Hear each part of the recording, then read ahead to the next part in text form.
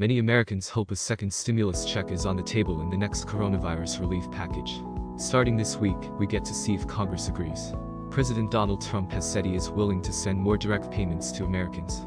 More recently, however, the White House has emphasized payroll tax cuts in order to get more money into Americans' hands.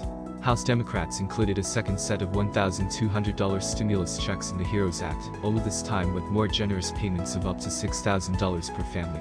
But Senate Majority Leader Mitch McConnell, of Kentucky, has said he would like to bring the threshold to qualify down to $40,000. Such a move would dramatically reduce the number of Americans who would be eligible. It all comes as Republicans and Democrats seek to meet somewhere in the middle between the approximate $3 trillion the proposed HEROES Act would cost, and the $1 trillion McConnell has said the government should target in the next package. Also on the table are a host of other ways to shore up the ailing U.S. economy. Enhanced unemployment benefits, back-to-work bonuses, business loans, coronavirus testing in personal protective equipment, and aid to state and local governments. Stimulus checks may very well still make the cut, said Mark Mazur, director of the Urban Brookings Tax Policy Center. Both the House Democrats and Senate Republicans seem to want to do this, Mazur said. The size of those checks may be determined by last-minute negotiations, he said. A new $40,000 income cap was suggested by McConnell in order to target low-income Americans who have been hardest hit by the pandemic.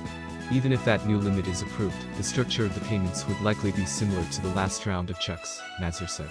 Those checks were cut largely based on previous tax returns for either 2018 or 2019 for Americans who file, or federal benefits for those who receive them. That means the $40,000 threshold could again be based on adjusted gross income, though we don't know for sure at this point, Mazur said. Like last time, there would also likely be a phase-out. The CARES Act provided for individuals with up to $75,000 in income to get full $1,200 payments, while those earning up to $99,000 received reduced checks. Because there are so many different areas that Congress is looking to address, the numbers for the stimulus checks may not be determined until lawmakers reach the end of their negotiations, Mazur said.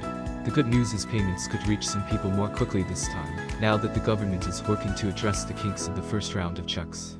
That included stimulus payments loaded on debit cards that were sent in unlabeled envelopes. Treasury Secretary Steve Mnuchin praised the IRS and the Bureau of Fiscal Services for sending out 160 million payments totaling $260 billion in record time, while testifying before the House Committee on Small Business on Friday. At the same time, he vowed to improve delivery of the debit cards, which he said were quicker for the government to send than paper checks. Other fixes should also be considered, particularly letting immigrant families in on the first round of checks, said Chuck Marr, director of federal tax policy at the Center on Budget and Policy Priorities. Lawmakers should also shore up unemployment benefits and the Supplemental Nutrition Assistance Program, SNAP, before issuing another broad set of checks, he said.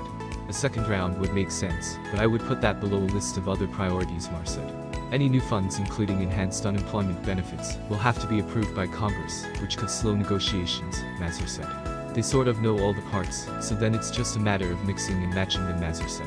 That said, Congress often waits until the last possible minute. Enhanced unemployment benefits are set to run out this week. If Congress re-ups them, but waits until August to do so, that may mean unemployed people will receive retroactive payments. House Minority Leader Kevin McCarthy, RCALF, said on in an interview on CNBC on Tuesday that he expects the legislation to be passed probably in the first week of August. Congress will not be in session starting August 10. This year, each party will hold its national convention.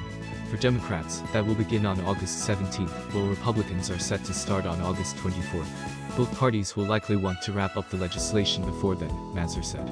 It's better to say, and we did this rather than, we're still working on it, Mazur said.